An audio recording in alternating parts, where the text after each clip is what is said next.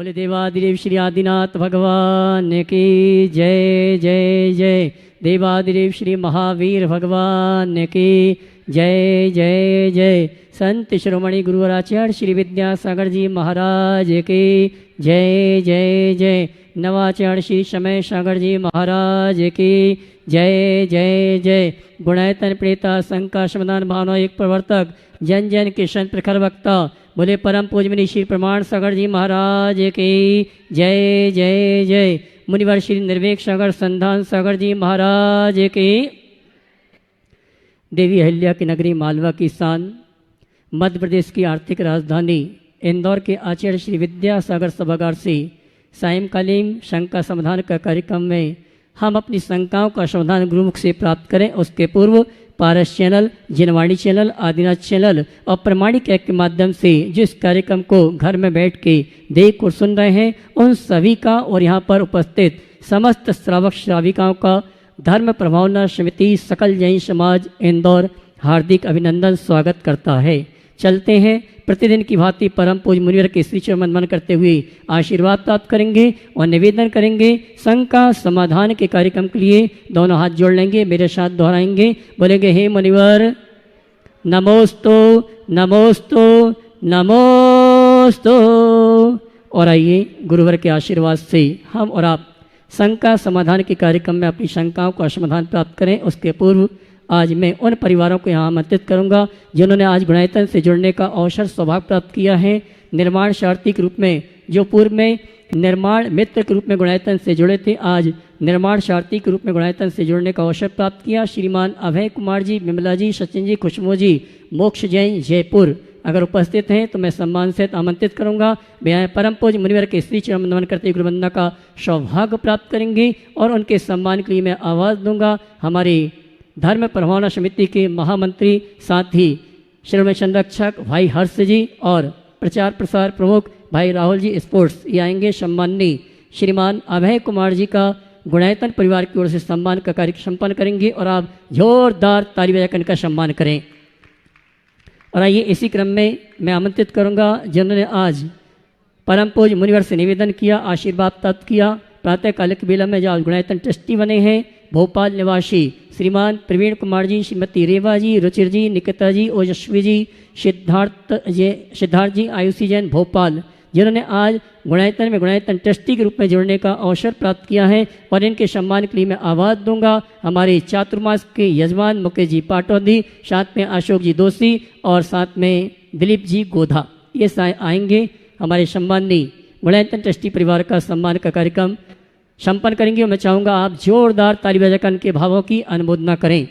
और आज हमारे बीच में वो व्यक्तित्व उपस्थित हैं जिन्होंने विजयनगर में आयोजित होने वाले सिद्धों की आराधना सिद्धि चक्र महामंडल जिस स्थल पर होना है उस स्थल पर संपूर्ण व्यवस्थाओं में जिनका भरपूर सहयोग हमें प्राप्त हो रहा है, ऐसे बाल मुकुंद जी सोनी, संदीप सिंह ग्रेवाल पार्षद और धर्मेंद्र अपनी टीम के धर्मेंद्र जी जो कि हमारे इस धर्म प्रभावना समिति के कार्याध्यक्ष अपनी पूरी टीम के साथ आएंगे। परम पूज्य मुनिवर के श्री चरणों में नमन करते हुए गुरु वंदना का सौभाग्य प्राप्त करेंगे। मैं साथ में आमंत्रित करूंगा भाई गिरीश जी गिन्नी ग्रुप एविया जावे, गुरुवर के श्री चरणों में नमन करते हुए आशीर्वाद प्राप्त करेंगे और इनके सम्मान के लिए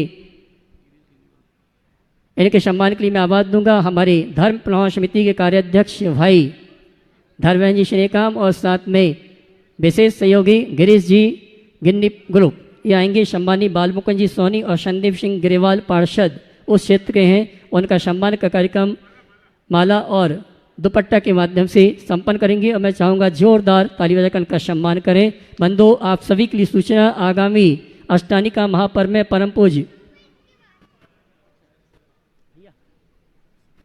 गुरुवर के सानिध्य में ऐतिहासिक अद्भुत प्रभावना के साथ सिद्धों की आराधना परम पूज्य मुनिवर के सानिध्य में संपन्न होने जा रही है। वो सौभाग्यशाली परिवार हैं जो मंडल प्रन्याजक के रूप में इस अनुष्ठान में सम्मिलित हो रहे हैं और महा सौभाग्यशाली परिवार वो हैं जो इन दिनदाड़ी के रूप में इस अनुष्ठान में उपस्थित होने का सौभाग्य प्राप्त कर रहे हैं। 15 तारीख का दिन इतिहास इंदौर जगन के लिए एक इतिहास रचेगा। 15 नवंबर जब 108 श्रीजी 108 रथ में निकाले जाएंगे, भव्य झांकियां होंगी और परम पूज मुनिवर का सानिध्य, महिला मंडल बहुमंडल होंगे और ऐसा लगेगा कि स्वर्ग का पूरा वैभव उतर के 15 नवंबर को यहाँ पर आ गया है। अद्भुत अतिशयकारी वो दृश्य होगा। आइए इन्हीं सभी सूचनाओं के साथ मैं आप सभी की ओर से निवेदन करूंगा संघ का समाधान के कार्यक्रम के लिए छुल्लक से स्वरूप सागर जी महाराज से दोनों हाथ उठा के जयकारा लगाएंगे। बोले परम पूज मनी श्री प्रमाण सागर जी महाराज की। नमस्कार। संघ का समाधान के आज के सत्र में प्रथम प्रश्न के लिए आमंत्रित हैं ब्रह्मचारी सुनील भैया एवं सभी व्रती उदासीन आश्रम इंदौर, और इसके बाद तैयार रहेंगी डॉक्टर रिजा जैन वान्या जैन अहमदाबाद जो कि प्रमाणिक समूह की सदस्य हैं। पूर्व पूज्य मुनिवर के पावन चरणों में नमोस्तु नमोस्तु नमोस्तु।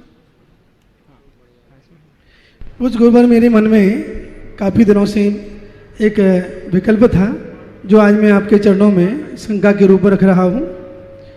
गुरुवर, 5 परमेष्टियों के जो मूल गुण अलग अलग होते हैं, साधु परमेष्टि अलग होते हैं, उपाध्याय परमेष्टि अलग होते हैं, आचार्य परमेष्टि अलग होते हैं। सारे मूल गुणों का पालन अलग अलग किया जाता है।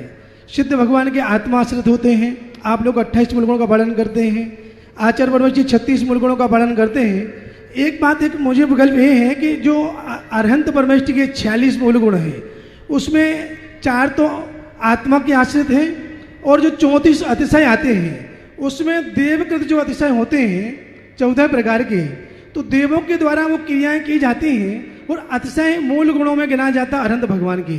तो गुरुदेव इस शंका का समाधान करें कि देवों के द्वारा की जाने वाली क्रियाएं मूल गुण कैसे हो सकती हैं, मेरी शंका का समाधान करें। इस शंका के समाधान में गुरुदेव हमेशा कहा करते थे कि यथार्थ अरहंत परमात्मा के तो 4 ही मूल गुण समझना चाहिए और ये जो बाकी बातें हैं ये केवल बाल बोधाएं, ताकि उनके माध्यम से हम तीर्थंकरों के महिमा को जाने लें।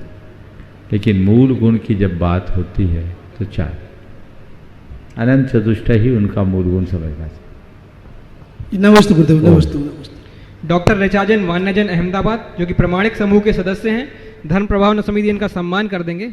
और अगले प्रश्न के लिए अशोक जी हेमाजी बड़जात्या कलकत्ता गुणायतन ट्रस्टी। मेरे जीवन को धर्म मार्ग पर लाने वाले गुरुवर के चरणों में बारंबार नमन, वहीं जाके वंदन, सम्मान कर दें। अभिनंदन। पहुँच जाओ, हाँ बोलो।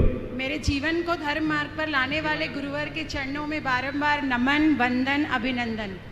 महाराज जी, आपकी कुछ सूक्तियां हैं जिन्हें मैंने कंठस्थ कर लिया है। जैसे धर्म हमारे दुख दूर नहीं करता, बल्कि वो हमें दुख में आगे बढ़ने की और दुख को सहने की शक्ति देता है। और परीक्षा हमेशा सतियों की होती है, वैश्याओं की नहीं होती। तो मुझे कृपा कर ये बताइए कि इन सूक्तियों का आत्मसात करते हुए मैं किस तरह इस पर्याय से मोक्ष मार्ग की तरफ आगे बढ़ूं। पहले तो मैं चाहूँगा एक बार इस बहन का जोरदार अभिनंदन करें। ये गुणायतन की ट्रस्टी भी है और प्रमाणिक समूहों की बहुत सक्रिय कार्यकर्ता भी, और एक प्रोफेशनल होने के साथ साथ धर्म के क्षेत्र में आगे बढ़ रही है। यही सबके लिए एक प्रेरणा है। आपने पूछा है कि हम अपने सारे कष्टों को सहते हुए मोक्ष मार्ग में आगे कैसे बढ़ें। बस एक हाइकू गुरु जी का याद रखो, कहो नहीं सहो सही परीक्षा यही आपे में रहो। तत्व ज्ञान का संबल हमें सब दुख को सहने में समर्थ बना देता है, हमें वही करना चाहिए। आशीर्वाद। अशोक जी हेमाजी बड़जात्या एक ही कल करना। हाँ, अशोक जी हेमाजी बड़जात्या कलकत्ता से, धर्म प्रभाव समिति इनका भी सम्मान कर देंगे। और अगले प्रश्न के लिए बाल मुकुंद जी सोनी, संदीप सिंह जी ग्रेवाल पार्षद जी अपनी टीम के साथ। नमस्ते महाराज जी, मेरा प्रश्न ये है कि सम्मान वहीं जाके कर दीजिए कि मेरे बेटे कि अब मेरी बहू आएगी जैसे करना है और मुझे धर्म में भी आगे बढ़ना है, तो मैं धर्म में अब घर गृहस्थी और ना धर्म में कैसे सामंजस्य बना सकूं। बेटे का संबंध भी करना है, घर धर्म मार्ग में आगे भी बढ़ना है। तो पहले तो मैं ये कहूँ कि घर की जिम्मेदारियों को निभाना भी अपना धर्म मान लो। ये एक बड़ी गड़बड़ी हो जाती है। जो लोग धर्म के क्षेत्र में आगे बढ़ना चाहते हैं वे घर की जिम्मेदारियों से बड़े दूर भागते हैं। मेरा सबसे ये कहना है कि एक गृहस्थी का दायित्व बनता है घर की जिम्मेदारियों को निभाना, अच्छे से निभाओ, वो भी तुम्हारा धर्म है, इसका नाम गृहस्थ धर्म है। अपने कर्तव्यों का पालन करते हुए, सबको व्यवस्थित करते हुए, सबसे पहले गृहस्थोचित कर्तव्यों का दृढ़ता से पालन करें। अगर गृहस्थोचित कर्तव्यों का दृढ़ता और स्थिरतापूर्वक पालन हो जाता है तो बाकी चीज़ें अपने आप जीवन में जुड़ सकती है। और एक बात सभी को ध्यान में रखना चाहिए कि धर्म क्रियाओं में नहीं, विचारों में। हम क्रियाओं का धर्म पालें, लेकिन क्रियाओं के धर्म के पालन के लिए आकुलता न पालें। आकुलता हमारे जीवन में सबसे बड़ी बाधा है। इस आकुलता को दूर करो।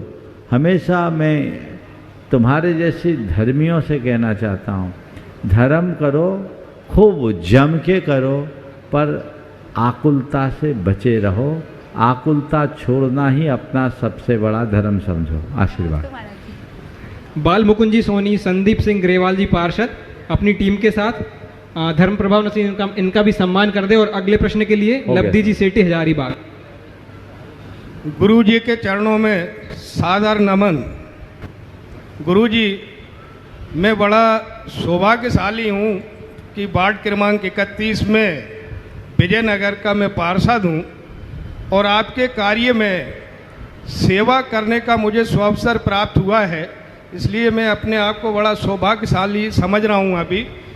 और गुरुजी, आपसे करबद्ध निवेदन भी है कि आप जो अभी सेवा दी है उसका अवलोकन करने एक बार अवश्य पधारें। गुरुजी, प्रायः देखने में आया है कि जो नई जनरेशन है, पीढ़ी दर पीढ़ी सामाजिक क्षेत्र में, धार्मिक क्षेत्र में प्रायः देखने में आया है कि यहाँ तक कि पीढ़ी दर पीढ़ी माता पिता की सेवा करने में भी इनकी जो नई जनरेशन है रुचि कम होती जा रही है। तो गुरुजी, ऐसा क्या हो सकता है कि ये रुचि नई जनरेशन में धार्मिक भारतीय संस्कृति में बढ़ती जाए? इसका कोई ऐसा बताएं गुरुजी। देखिए, सबसे पहले तो मैं चाहूँगा एक बार इनका जोरदार अभिनंदन कर दें। अभी जैसी जानकारी मुझे इनके विषय में दी गई, ये दिन रात एक करके आगामी सिद्ध चक्र महामंडल विधान की व्यवस्था में जुटे हैं और अपने प्रशासनिक दायित्व को निभाते हुए सब प्रकार का सहयोग कर रहे हैं और बड़े हर्षित भाव से कर रहे हैं। ये इनके लिए एक बहुत बड़ी बात है। जीवन में इस तरह का अवसर बहुत कठिनाई से मिलता है। आपने जो सवाल किया कि वर्तमान में हम नई जनरेशन के मन में धर्म, समाज, परिवार और परंपरा के प्रति लगाव कैसे बढ़ाए, आपके प्रश्न का भाव कुछ ऐसा ही है, यही पूछना चाह रहे हैं। देखिए, उनके मन में लगाव जगाने के लिए हमें सबसे पहले उनके हृदय में सांस्कृतिक निष्ठा जगाने की जरूरत। यदि सांस्कृतिक निष्ठा जग गई तो बाकी बातें अपने आप अपने जीवन से जुड़ जाती। आज जिस तरह से अब संस्कृतियों का प्रसार हो रहा है, हमारे लोग हमारी संस्कृति से विमुख होकर पाश्चात्य के प्रति ज़्यादा आकर्षित हो रहे हैं। जब हम उनके दिल दिमाग में यह बात बिठाने में सफल हो जाएंगे कि वास्तविकता जो कुछ भी है वो हमारे अंदर है, हमारी अपनी है, हमारे अंदर की है, यदि ऐसा बताने और समझाने में हम समर्थ हो जाएंगे तो हमारी पीढ़ी कभी नहीं भटकेगी। आज भी बहुत सारे युवा हैं जो बड़े कर्तव्यनिष्ठ और बड़े निष्ठावान हैं, बहुत तत्परता से अपने सारे कार्यों को संपन्न करते हैं। तो हम लोगों को यही प्रयास करना चाहिए कि हर व्यक्ति के हृदय में वह सांस्कृतिक निष्ठा जगे जिसके बल पर वे सुचरित्र के धनी होते हुए अपने जीवन को आगे बढ़ा सकें। हाँ। लब्धि जी सेठी। गुरुदेव प्रणाम। हाँ। जय जिनेन्द्र। मेरा गुरुदेव आपसे एक छोटा सा ये प्रश्न है कि किस प्रकार से संसार का, इसमें रहने वाले जीवों का, प्रकृति का, पहाड़ों का, नदियों का किस प्रकार से हम भला कर सकते हैं ताकि हमारे आने वाली पीढ़ी इसको और अच्छी तरीके से जाने समझे और साथ में शास्त्रों का ज्ञान प्राप्त करें? बहुत अच्छा सवाल किया है। प्रकृति, पहाड़, प्राणी और इस संसार में रहने वाले अन्यों का हम भला कैसे करें। देखिए, ये सब चीज़ें बहुत सहजता से हो सकती, बशर्ते हमारे हृदय में उनके प्रति संवेदना। आज के दौर में यदि सबसे अधिक कुछ प्रभावित हुआ है तो हमारे अंदर की संवेदना। क्षीण होती हुई संवेदना ने हमारी सोच को पलट दिया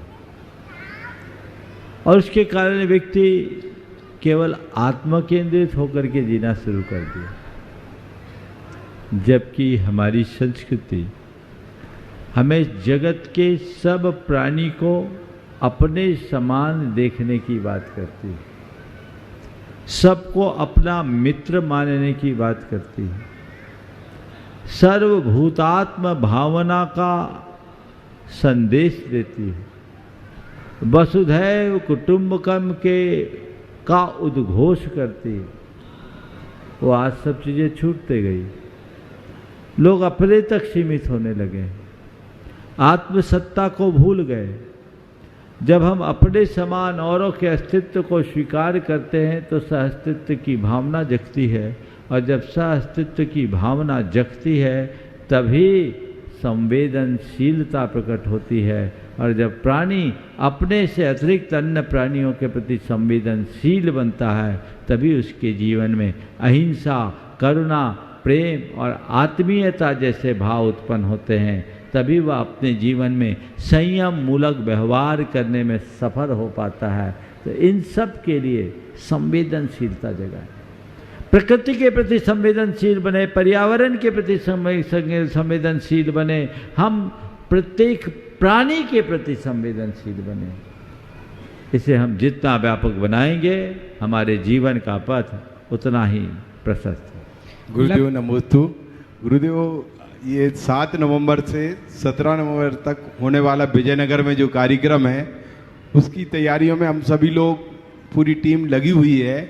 तो मैं गुरुदेव ये चाहूँगा कि उसका अवलोकन करने का आप एक मौका दें। और देखिए, पहले तो मैं चाहूँगा एक बार इन सभी उत्साही कार्यकर्ताओं का जोरदार अभिनंदन करें।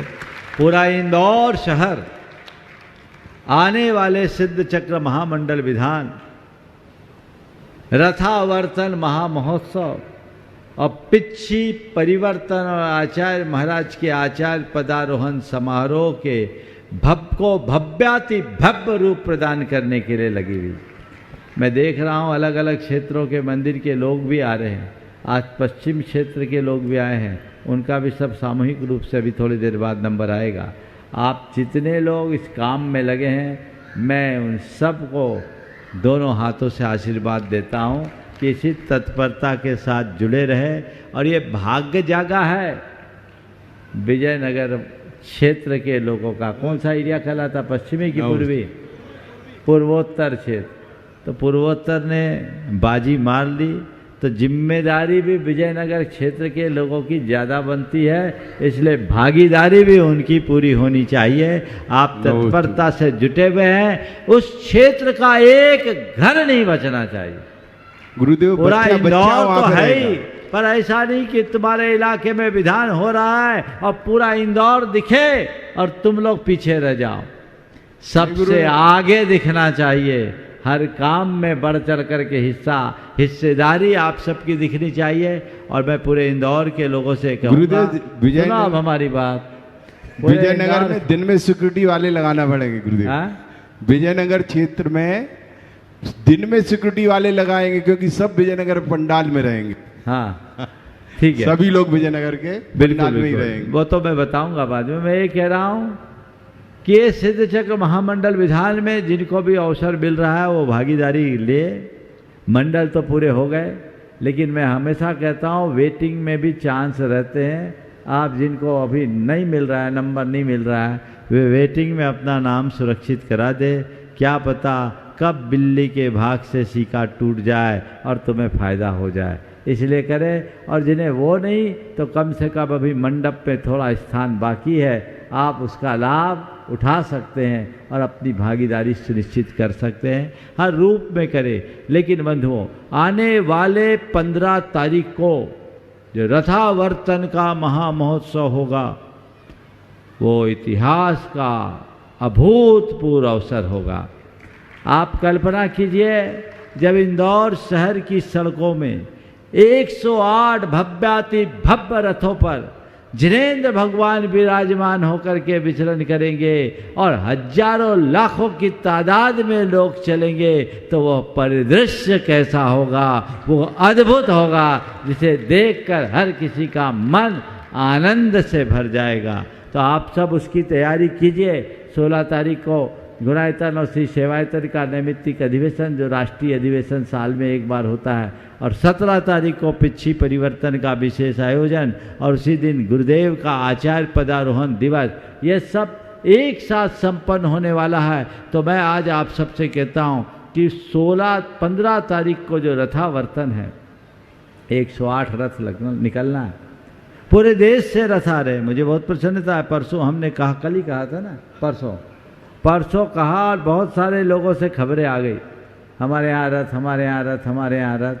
अभी मैं फिर से कहता हूँ, जिनके यहाँ भी रथ हो और ऐसे रथ जो यहाँ आने लायक स्थिति में हों, वे अपने रथों की सूचना यहाँ की समिति को दें, ताकि ये रथ वहाँ से आ सके और आपके यहाँ का रथ इस महामहोत्सव में सम्मिलित हो सके और धर्म भावना का एक निमित्त बन सके। जिनके यहाँ भी रथ हो, जो ये कार्यक्रम को देख सुन रहे हैं, वे अपनी सूचना जरूर दें। कमेटी अपने स्तर पर तो आप लोगों से संपर्क कर ही रही है, लेकिन आप यदि सूचना दें तो हो सकता है ये सुअवसर आप लोगों को भी प्राप्त हो जाए। हाँ बोलो। गुरुदेव, अवलोकन और निर्देशन के आप लिए प्रतीक्षा करो, मिलेगा मौका। आगे बोलो। हाँ, अगले प्रश्न के लिए लब्धि जी सेठी हजारीबाग, और इसके बाद तैयार रहेंगे डॉक्टर आलोक जी, डॉक्टर मधुलिका जी, डायरेक्टर भारतीय रेल दिल्ली। अभी नहीं है, आलोक जी है नहीं। अगला। नमोस्तु महाराज जी। इनके बाद तैयार रहेंगे पश्चिम क्षेत्र जनालयों के पदाधिकारी। सारे पदाधिकारी एक साथ खड़े हो जाएंगे। नमोस्तु महाराज जी। मेरा प्रश्न यह है कि जैसे आपने टेक्नोलॉजी और परिवर्तन को साथ में लेकर गुणायतन बनाया, वैसे ही हम भी परिवर्तन के साथ फ्यूचर में जाकर सक्सेस कैसे प्राप्त कर सकते हैं? देखो, सक्सेस प्राप्त करना हर कोई चाहता है, लेकिन एक बात सबको समझकर चलना चाहिए, केवल सक्सेस सपना देखने से नहीं मिलती। सफलता के लिए व्यक्ति को खुद को खपाना पड़ता है। लक्ष्य बनाओ, पुरुषार्थ जगाओ और अपना 100% उसमें समर्पित कर दो। समझ गए? तब कोई बड़ी उपलब्धि होती, केवल बातें करने से नहीं होती। समझ गए? उसके लिए व्यक्ति को अपने आप को खपाना पड़ता है। मैं तो यही हमेशा कहता हूँ, वही कुछ पाता है जो खुद को खपाता है। कुछ पाना चाहते हो तो खुद को खपाना शुरू करो। जब खुद को खपाओगे तभी कुछ पाओगे। सक्सेस चाहिए तो एक ही काम करो, अर्जुन बनो, अपना लक्ष्य बनाओ और केवल उस लक्ष्य को देखो, इधर उधर मत देखो। बड़ा लक्ष्य पाना चाहते हो, पढ़ाई करने का लक्ष्य तुम्हारा है, तो पढ़ाई पर पूरा फोकस होना चाहिए।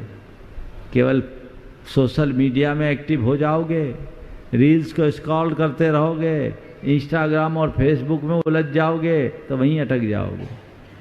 जो मेरा गोल है, मुझे केवल और केवल उसे अचीव करना है, ऐसा दृष्टिकोण जब अंदर बनता है तब व्यक्ति कुछ पाता है। उसके लिए उसे अपना 100% लगाना पड़ता है। समझ गए? इसलिए सक्सेस पाना चाहते हो तो अपने आप को पूरी तरह खपाने के लिए तैयार हो जाओ। नमोस्तु। पश्चिम क्षेत्र जनालयों के सभी पदाधिकारी, यहाँ से 4 जनालयों से झांकी की स्वीकृति प्राप्त हुई है। इनके बाद तैयार रहेंगी श्रीमती शैफाली जैन, प्रमाणिक समूह यूएसए। नमोस्तु गुरुदेव, नमोस्तु गुरुदेव। गुरु गुण गौरव गाथा को हम सब मिलकर के गाते हैं और गुरु चरणों का आशीष मिला तो इस भव से तर जाते हैं। बोलिए अनंत वंदनीय मुनि श्री प्रमाण सागर जी गुरुदेव महाराज की, मुनि संघ की।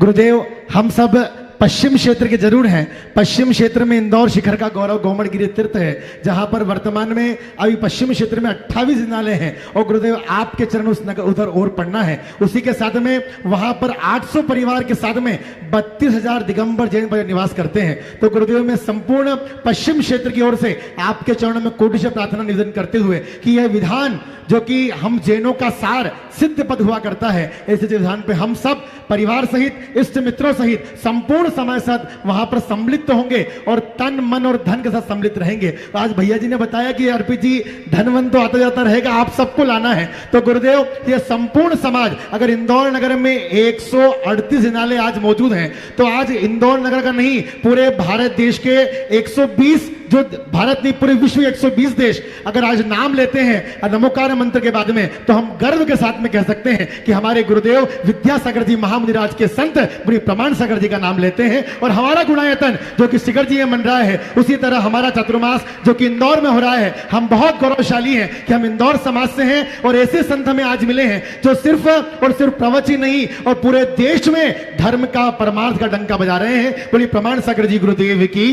गुरुदेव, अंतिम एक जिज्ञासा मेरी छोटी सी है कि गुरुदेव आपने चातुर्मास आज यहाँ मध्य क्षेत्र में संपन्न किया और आज पूरा देश नहीं, मुझे जानकारी आज भी मिल रही है, सुयश हमारा मित्र नॉर्थ अमेरिका वाशिंगटन है, वो भी इस विधान के प्रभाव से उनके जितने इतने काम हुए हैं वो तो लोकोपचार परंपरा है, परंतु आपके आशीर्वाद से जो जो शिक्षा विधान में जुड़ जाता है उसके काम समर्पण अपने आप हो जा करते हैं। ऐसे कोई संत जो पूरे विधान में अवेलेबल रहेंगे, पूरे सानिध्य प्रदान करेंगे, ऐसे कोई देश में संत 1978 दिगंबर संत हैं पूरे भारत देश में, उनमें कोई संत है? बोले प्रमाण सागर जी महाराज हमारे बीच में है। इंदौर क्षेत्र आज बच्चा 1.5 लाख पब्लिक पूरी गौरवान्वित है गुरुदेव कि आपका चातुर्मास का सौभाग्य हम इंदौर वासियों को प्राप्त हो रहा है। संपूर्ण दिनेश भैया, पवन भैया, नवीन भैया, हमारे हर्ष भैया, सब लोग एक ही बात करते हैं कि हमें चातुर्मास को सफल बनाना है और पूरे इंदौर को आनंदमय बनाना है। ऐसा चातुर्मास हम गुरुदेव प्रार्थना करते हैं कि चातुर्मास तो आपका इस एरिया में हुआ, एक चातुर्मास उस एरिया में वापस से हो, ऐसी मंगल कामना के साथ में कि गुरुदेव यही कामना करते। अंतिम एक लाइन में आपके चरणों में कहना चाहूंगा कि गुरुदेव गुणायतन बना, सब कुछ बन रहा है, पर एक अंतिम जिज्ञासा है कि गुरुदेव हमारी सबकी भावना है कि एक बार प्रमाण सागर जी के सानिध्य संघ में पूरे देश में गुणायतन का पंचलंग ऐसा हो जिसमें पूरे देश के संत वहां पर आए, ऐसी मंगल कामना के साथ में। पवन भैया और कुछ बोलो। पूज्य गुरुदेव के श्री चरणों में मेरे परिवार का और इंदौर के सारे समाज का शत शत वंदन, शत शत नमन। नमोस्तु भगवान, नमोस्तु भगवान, नमोस्तु गुरुदेव। जैसा कि सिद्धचक महामंडल विधान के बारे में पूर्व पश्चिम और उत्तर दक्षिण की बात हो रही है, मैं पूरे मन की के आश्वास से यह कह सकता हूँ कि पूरा पश्चिम ही नहीं, पूरा इंदौर शहर, पूरी दिगंबर जैन महासमिति, पूरा इंदौर के आसपास का समाज और अन्य जैनेतर समाज भी जो है इस आयोजन के अंदर बढ़ चढ़ के हिस्सा लेंगे, भाग लेंगे। और ये आयोजन जो हमारी कमेटी आपके निर्देशन में करने जा रही है, उसमें जो है बहुत ही एक ऊंचाई पे जाएगा। विधान की तो सब चर्चा हो गई, जल्दी से सवाल कर लो कि मुझे नहीं लगता कि आज सत्र पूरा होगा, खतरे की घंटे दिखे हैं, जल्दी से सवाल करो। मेरे जहन में एक शंका है कि श्वेतंबर समाज हमारा जो है वो चौमासे के दिनों में पालीताना के दर्शन के लिए पहाड़ी पे नहीं जाता है, जबकि हमारा दिगंबर समाज जो है वो चौमासों में शिखर जी भी जाता है, गिरनार जी भी जाता है। तो इस मामले में थोड़ा सा आपका मार्गदर्शन चाहते हैं। देखिए, प्रवृत्ति की दृष्टि से देखा जाए तो बच्चों तो सबसे उत्तम, हम तो चातुर्मास में कभी वंदना नहीं करते। अब आप लोग हो बनिया, तो बनिया को फुर्सत उसी समय मिलती है तो करते हैं। अब इस विषय में हम कुछ नहीं कह सकते, लेकिन इतना ज़रूर है, अभी क्या नाम अर्पित बहुत उत्साह के साथ अपनी बातें कर रहा था। बिल्कुल ऐसा उत्साह जैसा मंच में है वैसे ही मौके पे भी हो, मैं यही आशीर्वाद रखता हूँ। चलिए, ओम, बस हो गया। पूरे पश्चिमी क्षेत्र को मैं कहूँगा कि एकदम कटिबद्ध होकर के जुड़ जाए। इधर आने दीजिए बस। श्रीमती ओ। सैफाली जैन और इनके साथ में अच्छा, दीपिका बढ़ जाते हैं एनआरआई प्रमाणिक पाठशाला समूह से, और भी प्रमाणिक पाठशाला के बहुत सारे वॉलंटियर्स यहाँ पे। और अक्षय भी उसी में आ जाए एक साथ वहीं। एक बार मैं चाहूँगा इन लोगों का सत्कार कर दे जोरदार। ये अपने एक प्रमाणिक समूह के बहुत एक्टिव कार्यकर्ता हैं। अक्षय, दीपिका, सैफाली जी के साथ है। धन प्रमाणन समिति और महिलाएं आ जाए, वहीं कर ले, टाइम बचाइए, आइए जल्दी से। और इसके बाद डॉक्टर सोनल शास्त्री और उससे पहले प्रवीण जी, जल्दी बुलाइए, जल्दी बोलिए। हाँ, द्वय मुनिराज के श्री चरणों में नमोस्तु। छामी चुल्लक जी महाराज श्री। तो महाराज श्री, एक बहुत खुशखबरी आपके आशीर्वाद से चल रही एनआरआई प्रामाणिक पाठशाला में अभी यूरोप के लिए सेपरेट क्लासेस वीकडेज में शुरू हुई हैं। हमारी ग्लोबली तो चलती है, जो यूएसए से चलती हैं, जो वीकेंड्स पे लोग उससे लाभ ले सकते हैं। अब वीकडेज में भी शुरू हो रही है, तो उन सब कार्यकर्ताओं के लिए आप आशीर्वाद प्रदान करें और सब लोग रजिस्टर कर सकते हैं उन पाठशाला में। आपके जो भी रिलेटिव्स वगैरह हैं, आप उनको बोलिए कि ज़रूर से पाठशाला ज्वाइन करें। पाठशाला.munipraman.net पर उसके फॉर्म्स अवेलेबल हैं, तो शीघ्रातिशीघ्र वो क्लासेस शुरू हो जाएंगी, तो ज़रूर से सब लाभ ले लें। महाराज श्री, मेरा एक प्रश्न है। महाराज जी, एक प्रश्न है कि कई लोग जैसे जैन सेंटर्स जो अमेरिका में हैं, वहाँ पर ये चाहते हैं कि सारे सब संप्रदाय के जैन धर्म के लोग बच्चे एक साथ पाठशाला पढ़ें, तो आप उसके लिए कैसा करिकुलम क्या? देखिए, इस बात को बैठ करके बता लें, यहाँ इस मंच का ये विषय नहीं है, अपन बैठ के सेट करेंगे। एक बार सभी का अभिनंदन। चलिए प्रवीण जी को दीजिए माइक। महाराज जी के चरणों में बारंबार नमोस्तु। महाराज जी, इस साल से हम हिंदी क्लासेस के साथ साथ संस्कृत की क्लासेस भी स्टार्ट कर रहे हैं, तो हमें उसके लिए आपका मार्गदर्शन और आपका आशीर्वाद ये सब इस मंच में नहीं बहन जी, बैठ के कमरे में करना है। यहाँ तो यहाँ का विषय लीजिए, आगे बोलिए। प्रवीण जी हिमाजी बढ़ जाते हैं। नहीं, प्रवीण जी, अच्छा, एडवोकेट। अगला नाम। अगले प्रश्न के लिए डॉक्टर सोनल शास्त्री, दिल्ली। गुरुदेव, 15 दिन पहले मुझे समय शिखर जी तीर्थराज के दर्शन करने का सौभाग्य प्राप्त हुआ और गुणायतन के बगल से निकलने का सौभाग्य लगा। मन में एक प्रबल भावना पैदा हुई कि मैं इसका अंग क्यों नहीं बन पा रहा हूँ। लालसा लिए वापस आ गया। यहाँ पुत्र ने एक छोटा सा आवास लिया, वहाँ गृह प्रवेश की आवश्यकता हुई, शास्त्री जी का सानिध्य मिला, वहाँ पर से ये आपके पास आने का सौभाग्य प्राप्त हुआ, गृह प्रवेश हुआ और आज आपने मुझे उसका अंग बनाने के लिए एक मुझे उंगली पकड़ाई है। मैं इसके लिए बहुत उपकृत हूँ, जन्म जन्म के लिए उपकृत हूँ। मैं आपका नमन गुरुदेव। एक शंका मैं आपसे केवल कुछ जानना चाहता हूँ गुरुदेव। जब मेरा जन्म हुआ, मेरे हाथ में नहीं था, मेरी चाहत से मेरा जन्म नहीं हुआ, लेकिन जो भी जन्म हुआ मेरे घर में सूतक लगा। मेरे परिवार के बहुत सारे लोग मंदिर और धार्मिक कार्यों से विरत हो गए। इससे मेरा कोई दोष नहीं था, मेरा कोई कंट्रीब्यूशन नहीं था, लेकिन आज मैं इस बारे में कुछ शायद कर सकता हूँ, ऐसा मुझे लगता है। तो जिस दिन मैं जाऊँ इस धरती को छोड़कर, जिस दिन मेरा मरण हो, उस दिन मेरे मरने के कारण सूतक न लगे मेरे ऊपर, इसके लिए मैं क्या कर सकता हूँ? ये कोई उपचार मुझे बताएं। बहुत सुंदर, बहुत अच्छा सवाल। जब मैं जन्म लिया, इस दुनिया में आया, मेरी कोई भागीदारी नहीं थी, फिर भी घर में सूतक लगा जी। और जब लोग जब जाएंगे तब भी सूतक लगेगा। जी जी, बिल्कुल। आते समय भी सूतक और जाते समय भी सूतक। तो पहले तो मैं आपसे कहता हूँ, सूतक क्यों लगता है इसको समझिए जी। आने से सूतक क्यों लगा और जाने से सूतक क्यों लगा? आने का मतलब संसार बढ़ाना, ध्यान से सुने जी। आने का मतलब संसार बढ़ाना, और संसार बढ़ाया है तो धर्म छूटेगा। ओहो। तो आपने संसार बढ़ाया, धर्म छूटा, इस बात का द्योतक है सूतक। आपके निमित्त से संसार बढ़ा, सबका धर्म छूट गया। जाने पे सूतक क्यों लगता है? इसलिए सूतक लगता है कि संसार में आए और कुछ अच्छा करके नहीं गए। तो अच्छा करके नहीं गए तो प्रशस्ति कहाँ से मिलेगी? इसलिए सूतक लग जाता है। आपने पूछा है कि मैं इस दुनिया से जाऊं और मेरे जाने के बाद किसी को सूतक न लगे तो क्या करूं? सीधा उपाय, मुनि बन करके संलेखना ले लो, कभी किसी को सूतक नहीं। जय हो जय हो जय हो।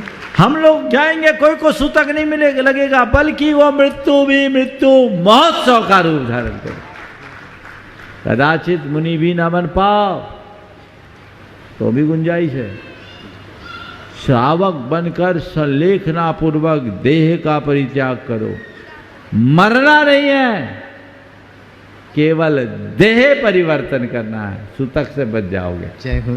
आज पहला शख्स है जिसके मन में भाव आया कि मैं दुनिया से जाऊं तो सूतक से बच जाऊं। एक बार जोरदार अभिनंदन करो इनकी सोच के लिए। मेरे पास ये पहली बार आए, पर हमारे समाज के बड़े प्रभावी व्यक्तित्व के धनी हैं।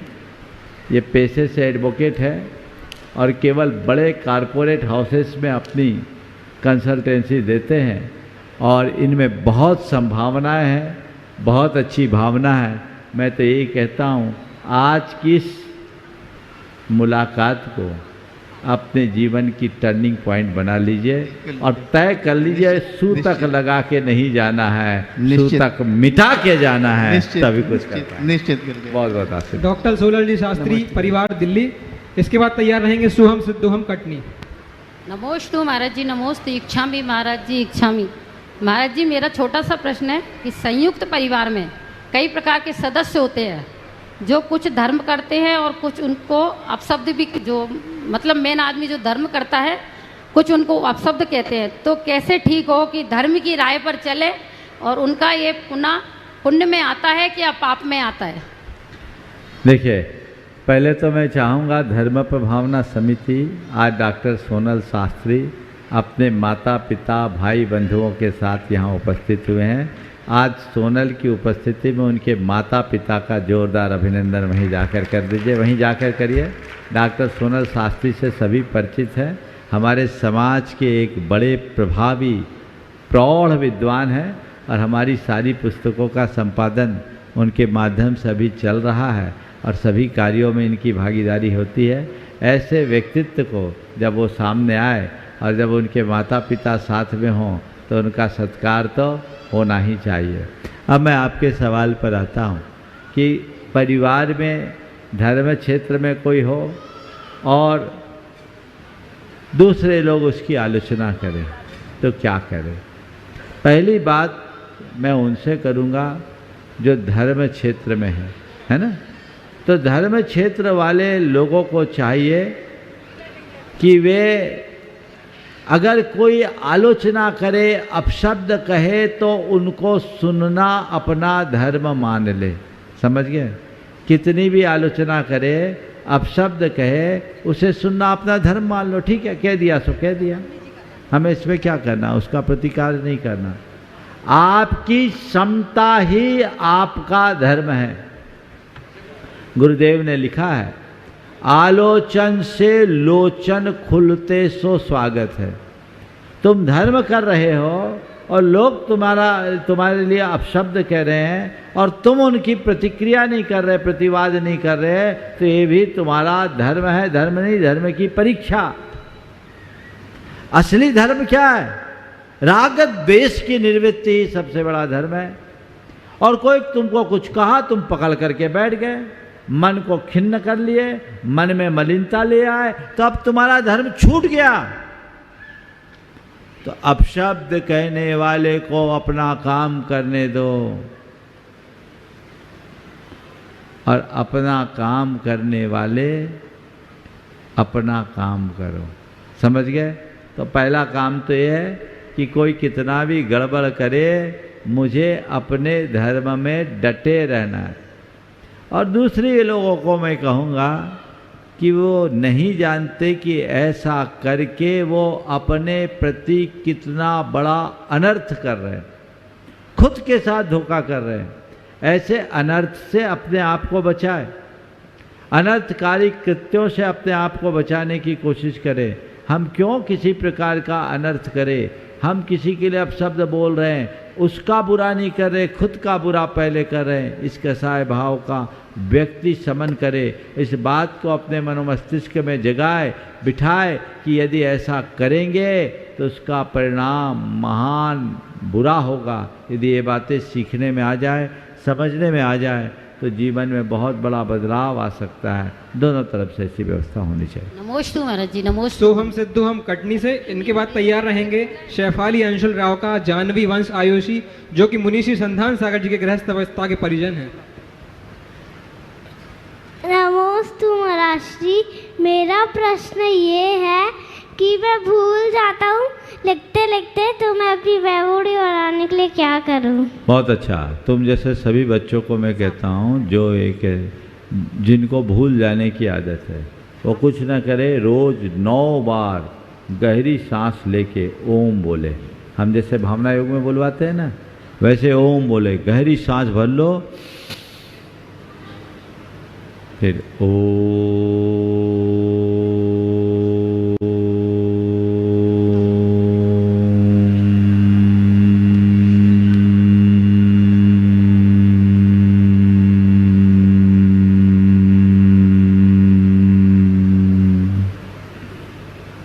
ऐसा कितनी बार करना है? कितनी बार करना है? क्या बोला हमने अभी? सुना नहीं सुना? ये भी भूल गए। हाँ, कितनी बार बोलना है? 9 बार। समझ गए? चलो 9। चलो आगे बढ़ो। इनके बाद शेफाली अंशुल राव का जानवी वंश आयुषी, जो कि संधान सागर जी के गृहस्थावस्था के परिजन हैं। और इनके बाद तैयार रहेंगे हितेश जी रितिका जी, कासलीवाल परिवार, जयपुर। गुरुवर के चरणों में सत्य और शांति का निवास है। गुरुवर के चरणों में सत्य और शांति का निवास है। उनके वचन हमें दिखाते आत्मा का शुद्ध प्रकाश है। ऐसे गुरुवर के चरणों में हमारा बारंबार नमोस्तु। गुरुवर, मेरा प्रश्न ये है कि हम सबके साथ अच्छा करते हैं, सबके साथ अच्छा व्यवहार रखते हैं, सबकी सहायता करते हैं, तो फिर हमारे साथ बुरा क्यों होता है? और जो बुरा करते हैं उनके साथ सब कुछ अच्छा होता है। चलो, मैं तो चाहूँगा धर्म प्रभावना समिति भी ये मौका न चुके। संधान सागर जी महाराज के भतीजे लोग माने गृहस्थ अवस्था में, और आज देखिए आपको देख रहे, कल से महाराज जी यहाँ दिख नहीं रहे, पता है? अभी वे अज्ञातवास में हैं और कल शाम से वे ध्यान में निमग्न हैं। आज उनका उपवास है और कल प्रातः काल वो यहाँ आएंगे। समझ गए? इस स्थान हम नहीं बता रहे हैं, नहीं तो आप लोग भीड़ लगा दोगे, उनको डिस्टर्ब करोगे। वो ध्यान में है, वे अपने निरंतर हमेशा पहले भी करते रहे हैं और इस बार से यहाँ कर रहे हैं, तो वो एक बार उनकी उस ध्यान आराधना की आप सब लोग जोरदार अनुमोदना कर दो। आपने जो सवाल किया है कि लोग, क्या पूछा था? अच्छा करने के बाद भी बुरा कहते हैं, तो हम क्या करें? ये सोचो। अच्छा करने के बाद भी हमारे साथ बुरा होता है और जो बुरा करता है उसके साथ सब कुछ अच्छा होता है। ऐसा क्यों?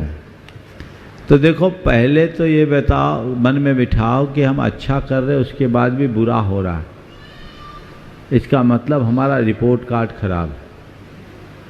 अच्छा करने के बाद भी बुरा हो रहा है तो बुरा करेंगे तो महा बुरा होगा, इसलिए मुझे और अच्छा करना है। ये सवाल अक्सर लोगों से आता है कि हम अच्छा करते हैं फिर भी हमारा अच्छा क्यों नहीं होता। मैं इसका उत्तर दे दिया करता था, लेकिन भगवती आराधना ग्रंथ का स्वाध्याय करते समय मुझे इसका बड़ा अच्छा समाधान मिल गया। उसमें लिखा, जो लोग दूसरों की अच्छाई की अनुमोदना नहीं करते, क्या बोल रहा हूँ? जो लोग दूसरों की अच्छाई की अनुमोदना नहीं करते, यानी दूसरों के द्वारा अच्छा करने पर उसे अच्छा नहीं कहते, उसकी बुराई करते, आलोचना करते हैं, ऐसे लोगों के साथ ऐसा होता है कि वह अच्छा करने के बाद भी अच्छा कहला नहीं पाते, आलोचना के पात्र हो जाते। इसलिए अगर अच्छा कर रहे हो और लग रहा है कि अच्छा परिणाम नहीं मिल रहा है, लोग बोलते हैं ना हमें जस नहीं मिलता, तो समझ लो हमने दूसरों की अच्छाई की आलोचना की, इसलिए मेरी आलोचना हो रही। अब मुझे और अच्छा करना है ताकि सब बैलेंस हो। और दूसरा अच्छा नहीं कर रहा, बुरा कर रहा है, फिर भी उसकी जय जयकार हो रही, तो समझना उसने अतीत में अच्छा किया था, इसलिए उसको वैसा रिजल्ट मिल रहा है। तो हमें इन सब बातों को देखकर अपने वर्तमान को सुधारना चाहिए। अच्छा और बुरा सब हमारे अपने किए का फल है, हम जैसा करते हैं वैसा ही परिणाम निकलता है, इसलिए हमें उसी अनुरूप काम करना है। हितेश जी, रितिका जी, संजीव जी, पिंकी जी, कासलीवाल परिवार, जयपुर, जो कि गुणायतन के शिरोमणि संरक्षक हैं। और चलेगा, चलो दूसरा। एक बार रितेश रितिका का जोरदार अभिनंदन कर दे।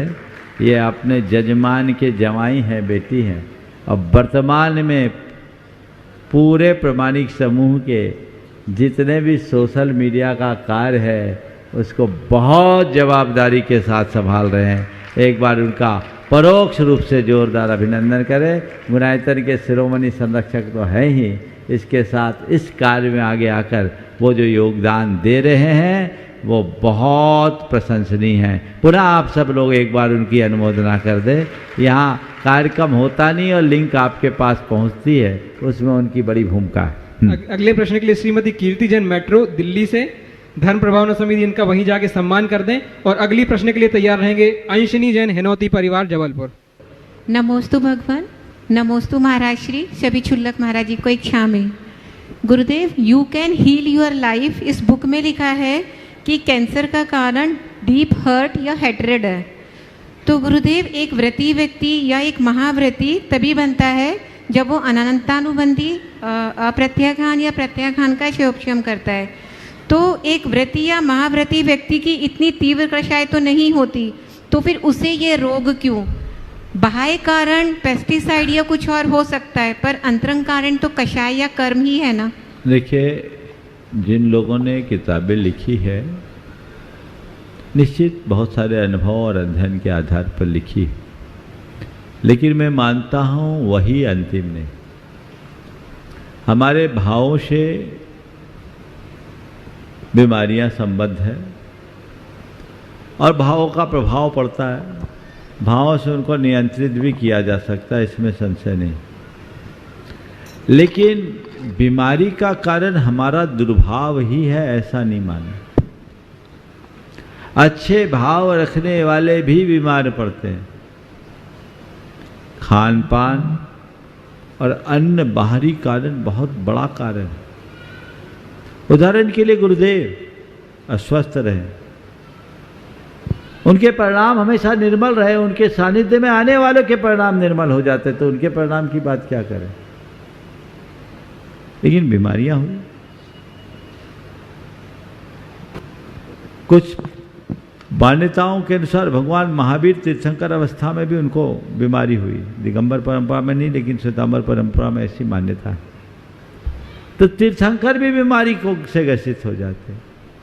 महामुनिराजों को भी बीमारियां आ जाती हैं। बादीराज महाराज इसके उदाहरण है। तो ये कारण, बहिरंग कारण और अंतरंग कारण में भीतर का कर्म भी एक बड़ा कारण है, केवल कषाय नहीं।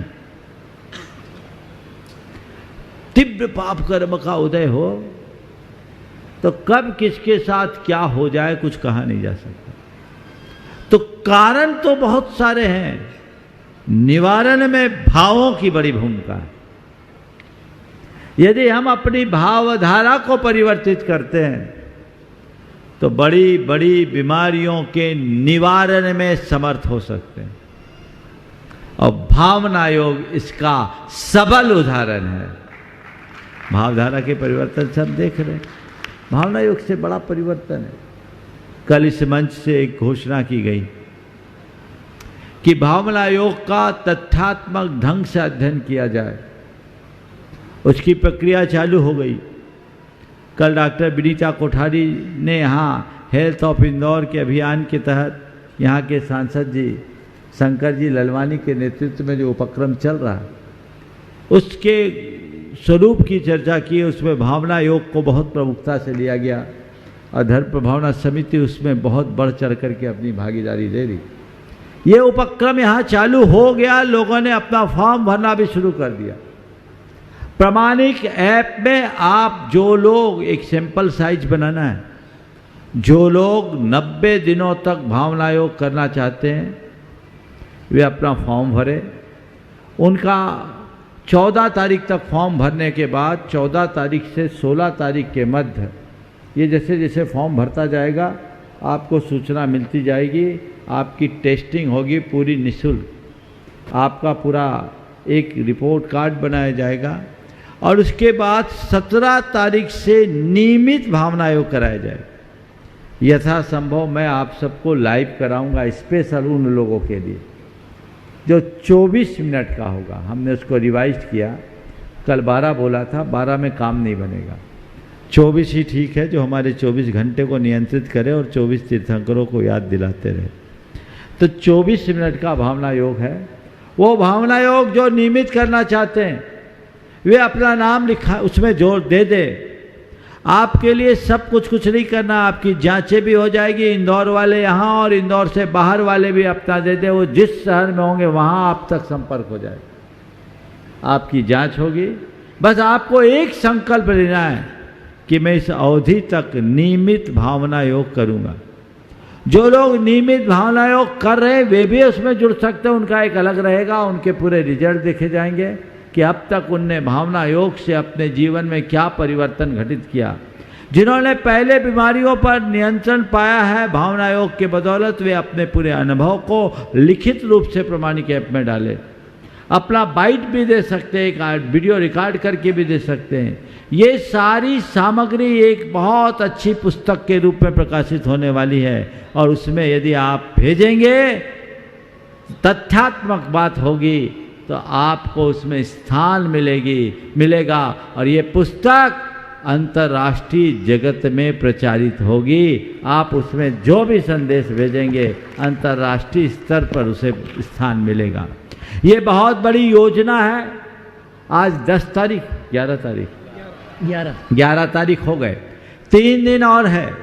3 दिनों में आप लोग, आज से शुरू हुआ है और 3 दिनों में इसमें जितने लोगों की ज़रूरत हो वो करें। अपनी जो अनुभव है वो आप लोग अलग से भी दे सकते हैं। अगर आपने भावना योग करने से कुछ पाया है और आपको लगता है कि मेरे जीवन में भावना योग का कोई उपकार है, तो आपकी कृतज्ञता इसमें है कि आप भावना योग का प्रचार करें, औरों को भावना योग के लिए प्रेरित करें, तो अपने अनुभवों को शेयर करें, आपकी जिम्मेदारी है।